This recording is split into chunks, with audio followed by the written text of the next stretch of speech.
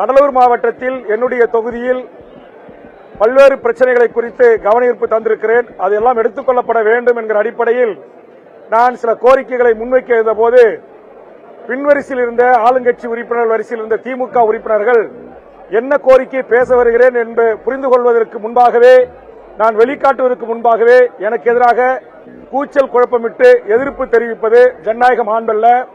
பேரவைத் தலைவரும் அவை முன்னவரும் ஆளுங்கட்சி கொறடாவும் இதை கண்டிக்க வேண்டும், இனி கட்டுப்படுத்த வேண்டும் என்ற கோரிக்கை முன்வைக்கிறேன். கவனஈர்ப்பு கொண்டு வந்திருக்கிற நான் கொண்டு வந்த கவனஈர்ப்பை சட்டமன்றத்தில் பேரவைத் தலைவர் அனுமதியோடு ஈர்த்து பேசிய பிறகு அதற்கு பதிலை முதலமைச்சர் அவர்கள் எழுந்து அளிக்கிறார்கள். அதுபோன்றுதான் அண்ணா நகர் பிரச்சனையை பேரவைத் தலைவர் அவர்கள் வேல்முருகன் கவனஈர்ப்பு தந்திருக்கிறார் என்று வாசிக்கிறார். முதலமைச்சர் உடனே எழுந்து பதில் சொல்ல முற்படுகிறார். நான் உடனே தலையிட்டு மாண்புமிகு முதலமைச்சர் அவர்களை பேரவைத் தலைவர் வாயிலாக நான் இதற்காக கவனஈர்ப்பு தந்திருக்கிறேன், அதனால் என்னுடைய கருத்தை பதிவு செய்துவிட்ட பிறகு தாங்கள் இதற்கு பதிலளிங்கள் என்று கேட்கிறேன். உடனே ஆளுங்கட்சி வரிசையில் இருக்கிற பின்வரிசையில் இருந்த சட்டமன்ற உறுப்பினர்கள் என்ன பிரச்சனைக்கு நான் கவனஈர்ப்பு கொடுத்திருக்கிறேன், எந்த பிரச்சனையை நான் எழுப்ப முற்படுகிறேன் என்பதை தெரிந்து கொள்ளாமல் அரைகுறையாக அறவேக்காட்டுத்தனமாக என்னை எதிர்ப்பது என்பது ஏற்புடையதல்ல. இது ஜனநாயக மாண்புக்கும் மரபுக்கும் எதிரானது. இதை இனி ஆளுங்கட்சி கொறடாவோ அவை முன்னவரும் பேரவைத் தலைவரும் அனுமதிக்க கூடாது என்கிற என்னுடைய வேண்டுகோளை நான் முன்வைக்கிறேன்.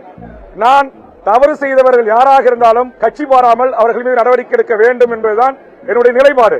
அது அதிமுக திமுக என்கிற அரசியல் உட்கட்சி பிரச்சனைகளுக்கு நான் செல்லவில்லை. இந்த நாட்டில் இருந்திருக்கிற சட்டத்துக்கு புறம்பான அநியாய அக்கிரம நடவடிக்கைகளை நான் பேசுவேன். என் கட்சிக்காரர் கடலூர் மாவட்டத்தில் கொலை செய்யப்பட்டு இன்றோடு 8 நாட்கள் ஆகிறது. அந்த கொலை குற்றவாளிகள் இதுவரையில் கைது செய்யப்படவில்லை. அதை நான் முதலமைச்சர் அவையில் இருக்கின்ற போது நான் முதலமைச்சரிடம் இந்த கவனத்தை ஈர்ப்பதற்கு முயற்சிக்கிறேன். ஆனால் அதற்குள்ளாகவே எழுந்து எதிர்ப்பு தெரிவிப்பது, கூச்சலிடுவது, அதுபோன்று இன்றைக்கு அதிமுக பிரமுகர் ஒருவர் அண்ணா நகர் வழக்கில் கைது செய்யப்பட்டிருக்கிறார். இதற்கு பின்புலத்தில் இருக்கின்ற யார் என்பதை வெளிக்கொண்டு வேண்டும் என்று நான் பேசுகிறேன். பேசுவதற்கு வாய்ப்பு மறுக்கப்படு.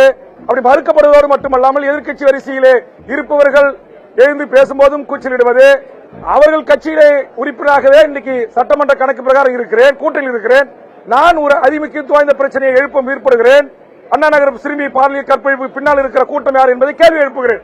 அங்க என்ன கேட்கிறேன் என்பதை தெரியாமல் கூட எதிர்ப்பு தெரிவிக்கிறவர்களை நம்முடைய தமிழக அரசினுடைய அரசு கொறடா, அவை முன்னவர், பேரவைத் தலைவர் மட்டுப்படுத்த வேண்டும் என்று அங்க இந்த கோரிக்கை பதிவு செய்யப்படல. அதனால பத்திரிகை ஊடகத்தின் வாயிலாக பேரவைத் தலைவருக்கும் தமிழக அரசின் கவனத்தையும் நான் கொண்டு செல்ல விரும்புகிறேன்.